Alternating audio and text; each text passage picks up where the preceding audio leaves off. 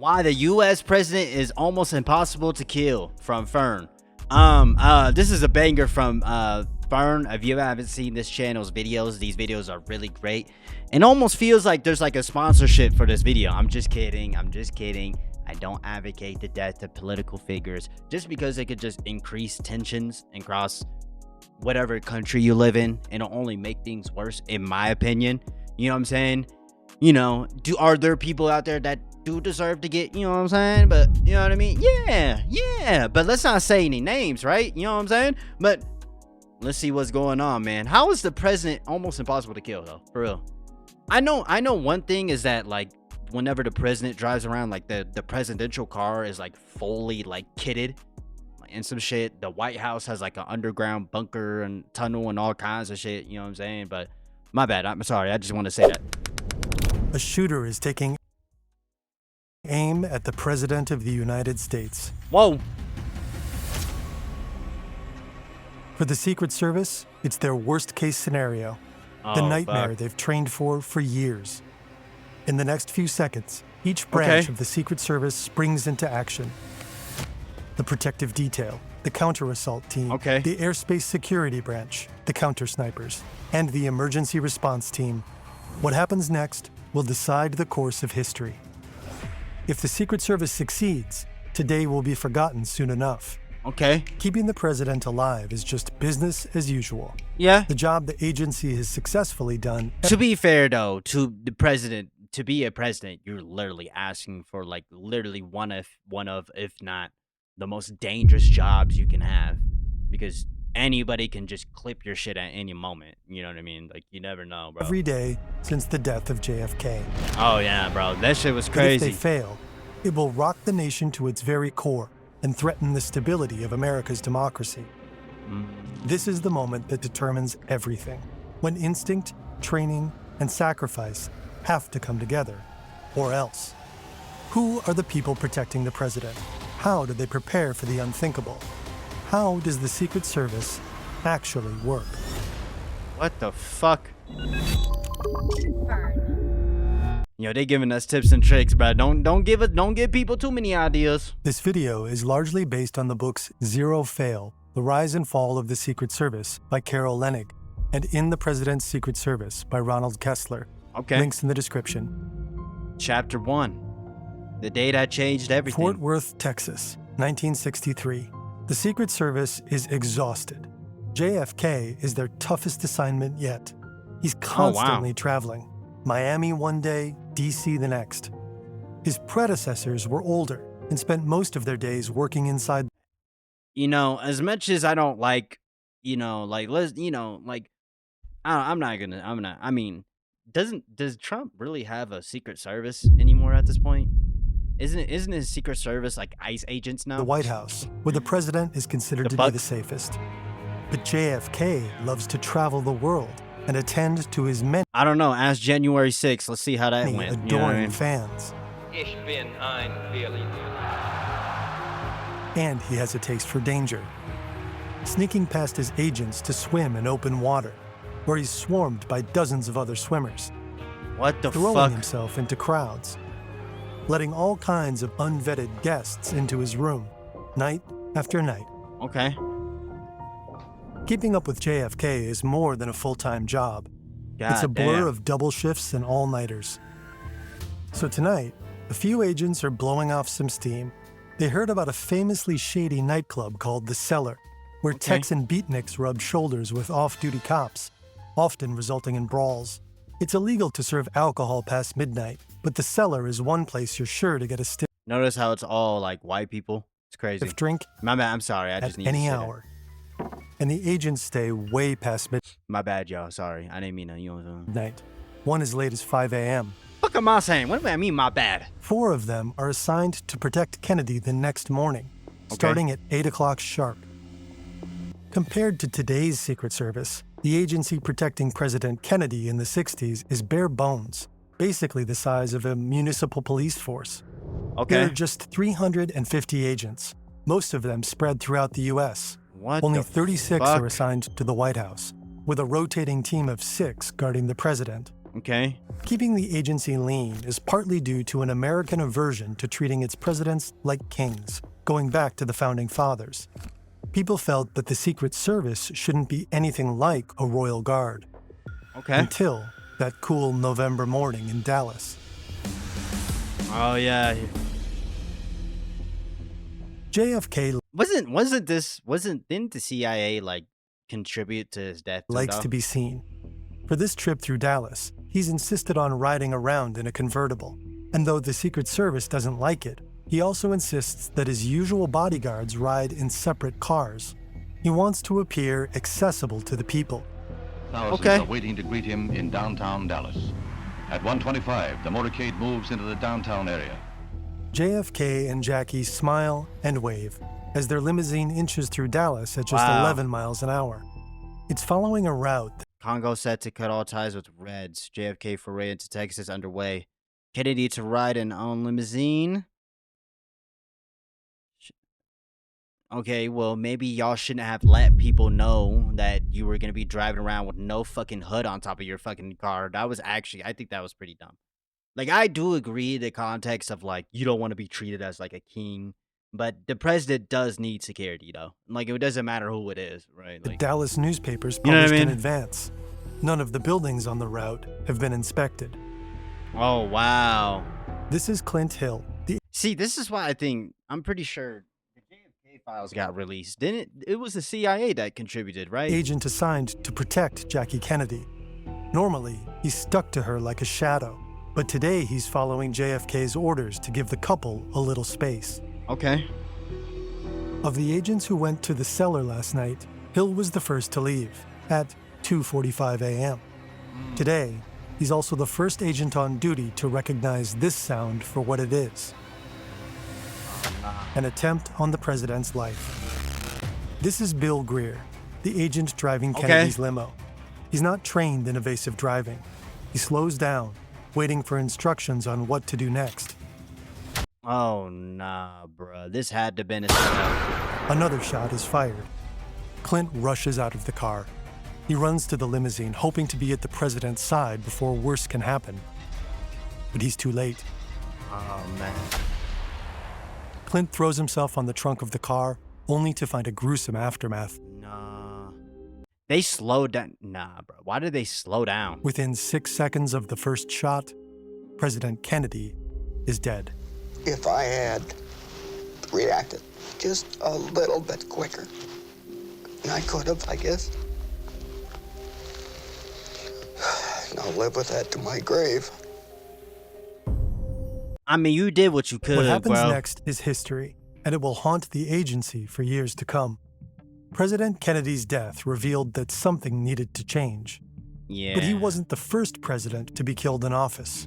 That's not true. Yeah. Abraham Lincoln, 1881, 1901. Oh, wow. But now, hold on, go back. 1880. James A. Garfield. I forgot about that nigga. 1901. William McKinley. But now the United States is a global superpower. The president is the most powerful person on Earth. Yeah. Threats to his life are multiplying and evolving. And Kennedy's Especially right now, and I'm not surprised. death traumatized the nation profoundly. Nothing like this should ever happen again. In the 60s and 70s, the Secret Service massively expands its personnel and budget. See, that's the thing, though. Even still, why did the driver slow down? He could have just kept driving. Best case scenario, him stopping was probably the worst thing he could have done. You know, it looks like a setup. No longer will You know it what I mean? be a Like- small cadre of glorified bodyguards.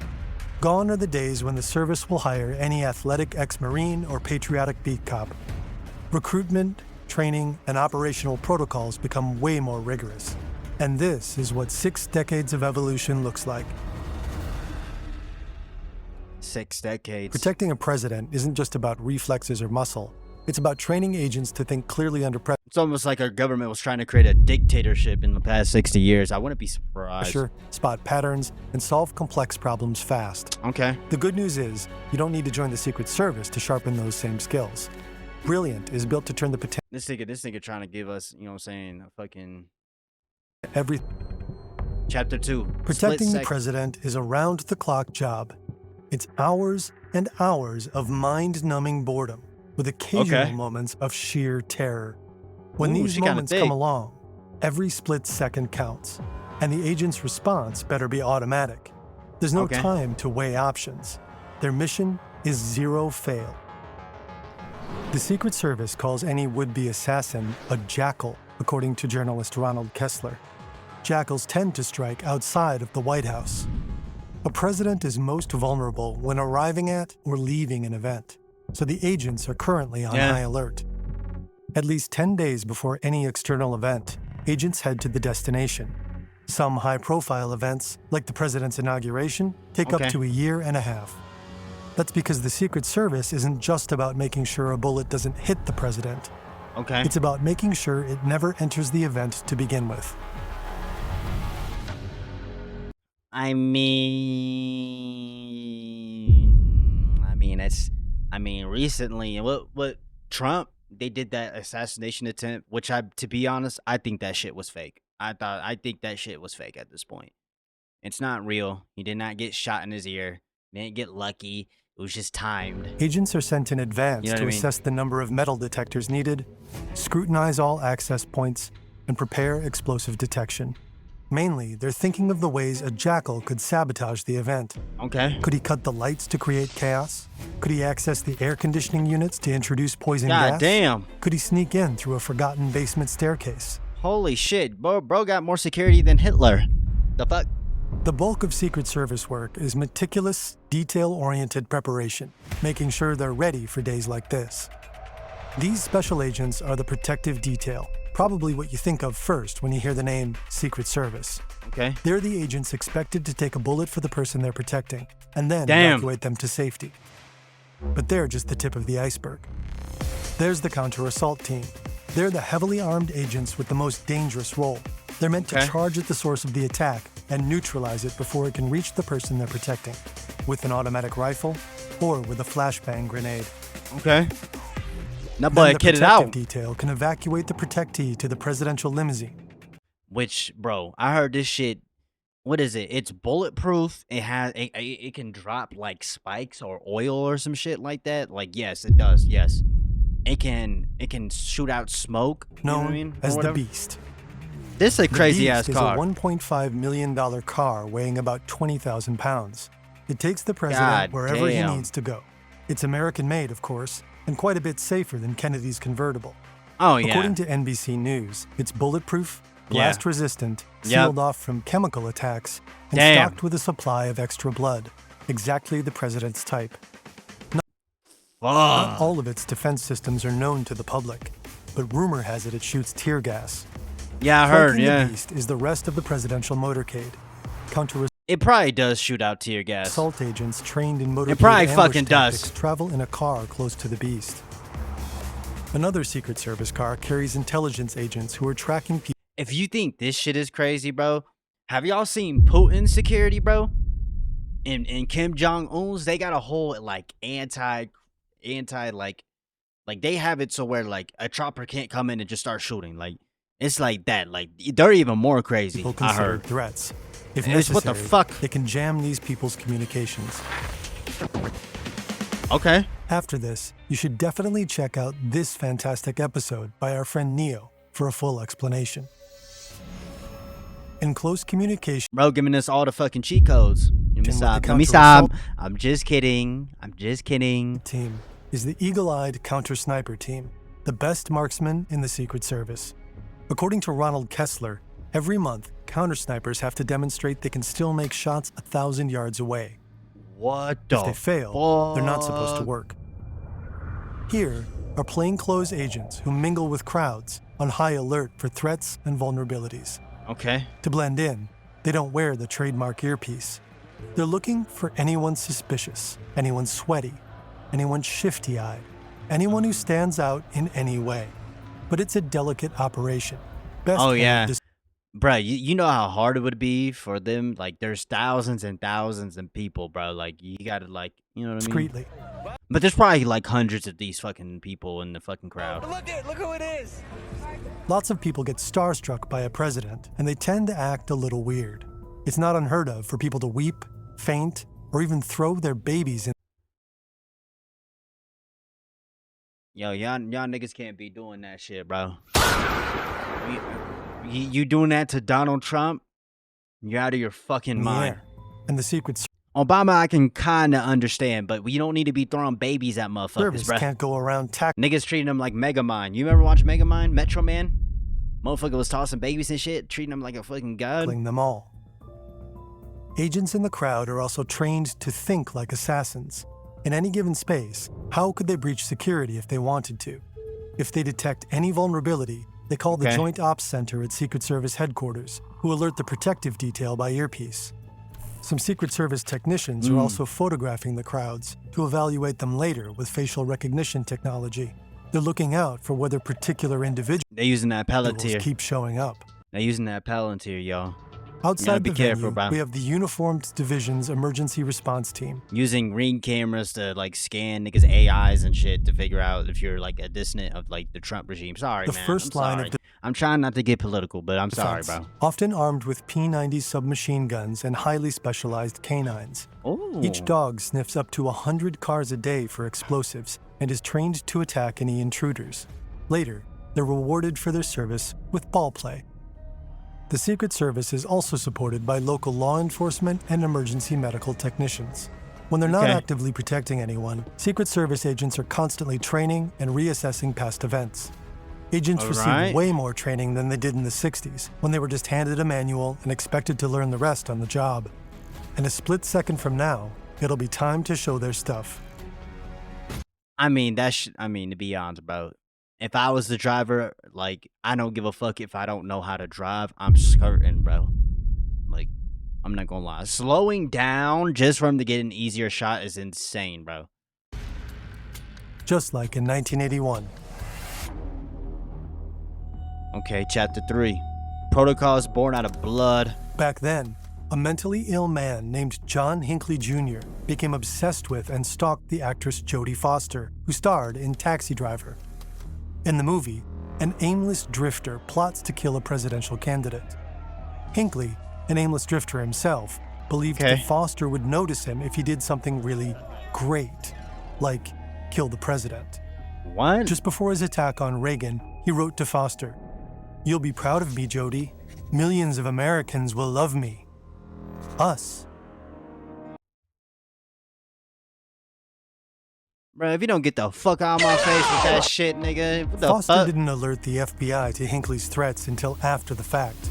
Why? The first time I knew that the FBI was involved was when somebody called me up and said, please come over and talk to the FBI. But he was already on their radar. About 6 months before he attacked Reagan, Hinckley had been arrested for attempting to board a plane with 3 pistols. The plane was in the same city where then President Jimmy Carter just so happened to be. Oh, nah, bro. Now, not Jimmy Hinckley Carter. is outside a hotel in D.C., crouched in combat position. If indeed he had wanted to kill Carter, he wasn't able to get him. But Reagan will do. Reagan is just 6 feet from his armored car when Hinckley fires his rounds. Agent Tim McCarthy doesn't even stop to think. Instinct propels him to cover and evacuate. Yeah, he bro. hurls himself in front of the president. 2 others nearby have already been shot. Damn, Hinckley's bro. 3rd bullet hits McCarthy squarely in the torso. Oh. 1 bullet ricochets off the bulletproof limousine and strikes Reagan in the left armpit. Oh. Unluckily for him, Hinckley has used Devastator bullets, designed to explode on impact and cause maximum damage. Oh. The president starts losing blood quickly. Oh. I mean, I didn't like Reagan, that racist piece of shit prick who was planting cocaine and fucking... Man, fuck you, Reagan. Fuck you. All this happens in 2 seconds. And the seconds after that counted Man, even fuck Reagan, nigga. Fuck that nigga. more. If Reagan Fuck had him. arrived at the hospital Fuck just a few Reagan. minutes later, he But I'm not gonna lie, bro. That is pretty fucking crazy, though. I'm not gonna lie. might not have made it. Meanwhile, the agents pounced on Hinckley. They could have left that to local police and traveled behind Reagan to continue offering him protection. Their thinking was that they didn't know whether Hinckley was acting alone. But after this event, according to Kessler, a new policy was established. Secret Service agents always stick to the president. Every misstep becomes a teachable moment that advances security protocols for later. Hinckley's failed assassination is considered one of the Secret Service. What is up with like God like protecting niggas that don't need to be protected, bro? Like, I'm not gonna lie, bro. What is up with God, bro, doing that shit? Hitler survived 40 assassination attempts. Yes, 40 assassination attempts. How the fuck you? His great successes. Man. But it was a close call. A man with a gun was able to get just 4.5 meters from the president and very nearly that's crazy. kill him. Clearly, security protocols needed to be beefed up. It's now standard procedure to have magnetometers or metal detectors that screen crowds at events. Beyond that, the Secret Service found they needed way better intelligence. 6 months before the assassination attempt, it's crazy that the bullet ricocheted. That's crazy. Hinckley was arrested trying to board a plane with 3 handguns, information known to the FBI. But under DOJ guidelines, the arrest was deemed too minor and never relayed to the Secret Service. In hindsight, that omission deprived presidential protectors of a major red flag, a prior weapons arrest timed to coincide with a presidential visit. Okay. The Secret Service now works more closely with the FBI. They've also developed an elaborate system for classifying just how threatening an aggrieved person is. Say you make the mistake of drunkenly boasting to a crowded bar that you're gonna kill the president. Oh yeah, do not assassinate the president. Do not do that. Do not do that, bro. If the Secret Service catches whether you like the president or not, do not do that because you're just going to make things more chaotic. Wind of it, according to Kessler, you might be considered a Class 1 threat, and an agent could show up at your house for a serious chat. But unless you have prior military training, a documented history of mental illness, or a concrete reason for the service to believe you might try to carry out your plans, you won't be bumped up to Class 2 or 3. Oh, okay. Class 3 threats are considered the most dangerous, those with a serious intent to kill and the ability to do so. They're monitored very closely. The Secret Service receives an average of 10 threats per day. Most are against the president. Not all can be taken seriously. Many threats are mailed directly to the White I will assure you, though, right now, they probably get a lot of those. House. Would-be assassins seem to think that the president will read their letter personally, and they want to be heard. A letter can give the Secret Service's forensic division a lot to work with. DNA, fingerprints, and ink samples they can compare with the ones in their international ink library. Since the early 80s, profilers have interviewed and studied assassins like Hinckley and Sirhan, who killed Robert Kennedy. This helps the Secret Service understand the motivations of these individuals, who are often paranoid loners seeking attention and notoriety. Often, but not always. The first bullet narrowly misses the president. A counter-sniper tries to take the assassin out, but he's already vanished into the chaos. The protective detail pounces on the president, forming a human wall. Another shot is fired, this time from the crowd. Is that gun made of white plastic? A 3D printing bullet gun grazes the shoulder of an agent in the detail. The counter-assault team heads straight for the line of fire. Bro, motherfuckers will be 3D printing guns. Y'all insane, bro. Meanwhile, the remaining detail escorts the president off the podium, hoping they reach the beast in time, and that the real threat isn't overhead. The threat that the service has braced itself for since the morning of September 11, 2001. President George W. Bush is in Florida for the morning. He's joined a second-grade class for their reading lesson. He'll be back in the White House by lunchtime. The event has been publicized for a week. It's a feel-good photo op to celebrate Bush's commitment to education. The Secret Service is well aware that the world can see exactly where the president is. When the first plane hits the World Trade Center, an agent in Bush's security detail receives intelligence. He asks if the attack is isolated to New York and if the president's security is compromised. No answer. Nobody knows. Minutes pass. The Secret Service grows more agitated. Both Twin Towers now are on fire. Now, this was the second plane hits, and Bush is informed that America is under attack. See on page 153. Oh my God, look at that nigga's face. Age-old tension between the White House and the Secret Service has reached a fever pitch. One team's job is to project a competent image of the president, which requires the president to engage with citizens. The other team's job is to keep the president safe. The less he's seen in public, the easier that is to do. Nobody knows what to do. The Secret Service wants Bush out, now. But the White House press secretary doesn't want to scare the children or the public watching.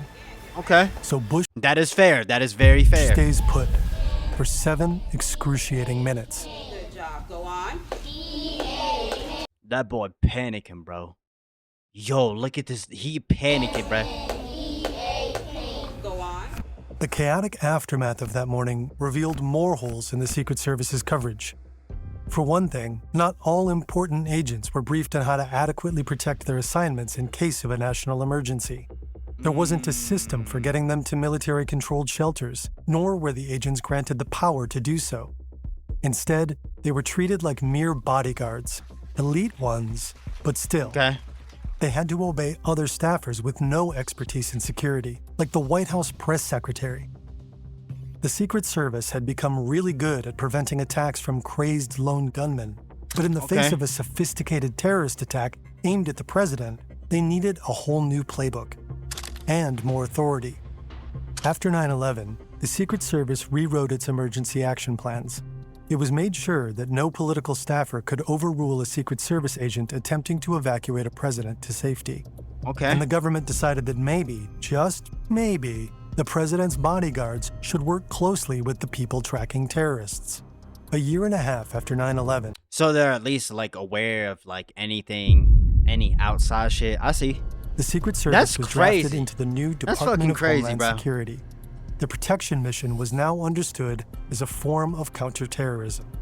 Shortly after the attack, the Secret Service established a new unit, the Airspace Security Branch, responsible for monitoring and controlling the airspace of the president's current location. Will today be the day they have to down a rogue drone? Okay. But the sky remains calm. The president, Especially with technology like rising and everything, people can create all kinds of crazy weaponry.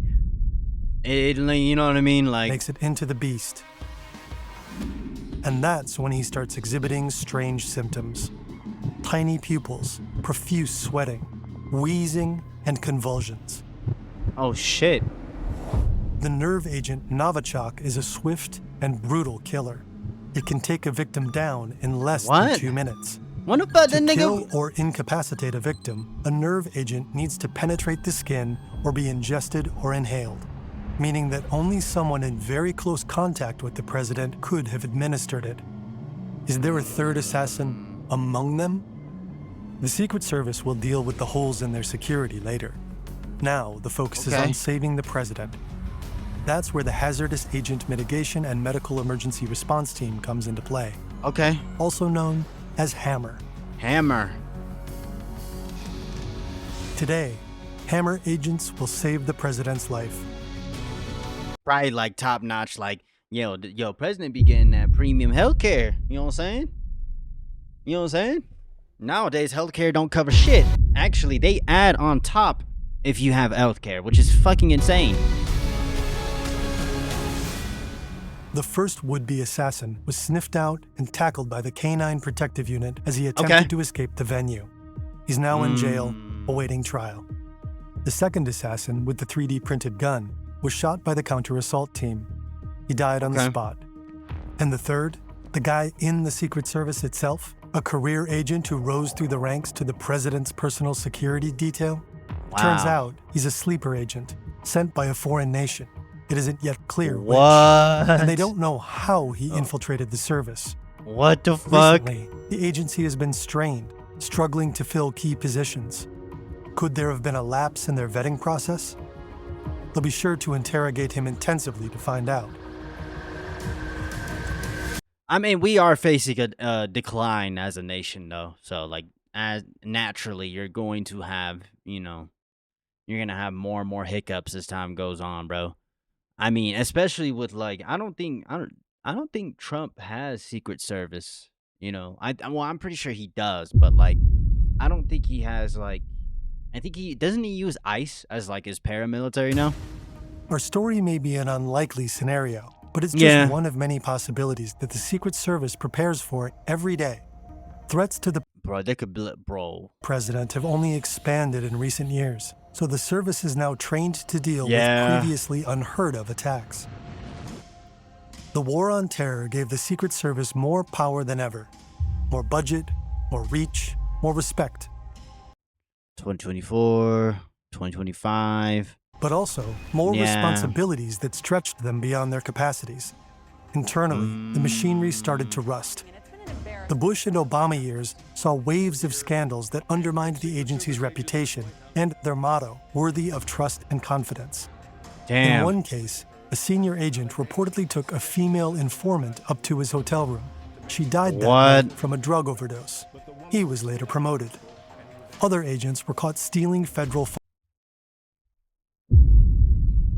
We are facing a decline as a nation, bro. That's why, bro. You're naturally gonna run into corruption as time goes on, bro. Our government is extremely corrupted, though. So funds, having sex with minors, drunk driving on White House grounds, becoming embroiled in prostitution scandals, engaging in racist hazing of black agents, brawling in bars. Oh my God. Plus, there were several near misses during Barack Obama's presidency.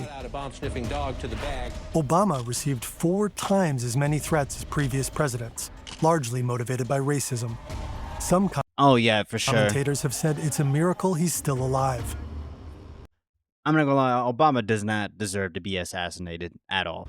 In the service, he don't deserve morale that shit, is bro. often low and turnover is usually high. It's not easy to find qualified he wasn't a bad president, you know what I mean? Replacement agents. Not just anyone is willing to take a bullet for $48K a year. Plus,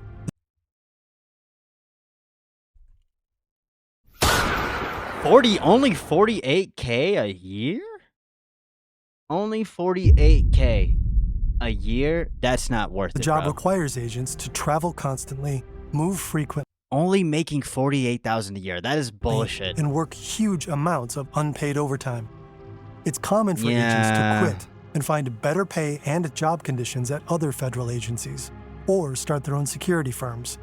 Still, shit, no wonder why ICE agents are now fucking running, you know what I'm saying, doing becoming Secret Service now. Since JFK, the Secret Service has done its job. No dead presidents since 1963.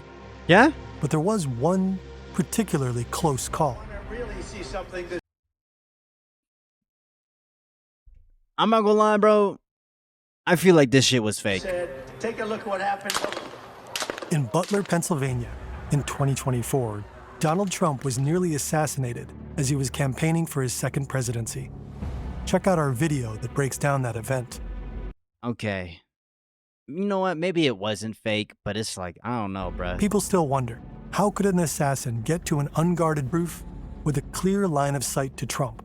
I think it was fake. You know what I mean? That's where I'm at. Like, I feel like this shit was fake. I feel like it was a fake to get people to, like, you know, look at him and be like, oh my gosh, he's so amazing. You know what I mean? It's widely considered a major failure of the Secret Service. Sir, this could have been our Texas school book depository. I have lost sleep over that for the last 17 days, then just like you have. Somebody to and I will hold tell them you, Senator, 6 agents were suspended, and the director stepped down. Damn. Just 2 months later, another attempted assassination of Trump rattled the service. And it's possible there have been many more incidents. Oh, yeah, for sure. Oh, yeah. I mean, me personally, I don't like Trump myself. But the thing is, you guys, is just because you assassinate the president, that doesn't mean you fix all the problems, bro. People need to understand that. You'll only just make things worse. Nearly successful assassinations throughout U.S. history. We just didn't hear about them. Oh, yeah. Maybe that's the real secret of the service. All the times history almost changed, then didn't. I feel like there's a lot more assassinations we did not hear about. I think that's a fact, bro. But shit, man. What do y'all think about this situation, man? In my opinion, bro, there's always going to be some sort of hiccups. All you can do is just, you know, upgrade and do what you can to, like, prevent shit like that from happening. Plus, Trump wasn't really a president at the time.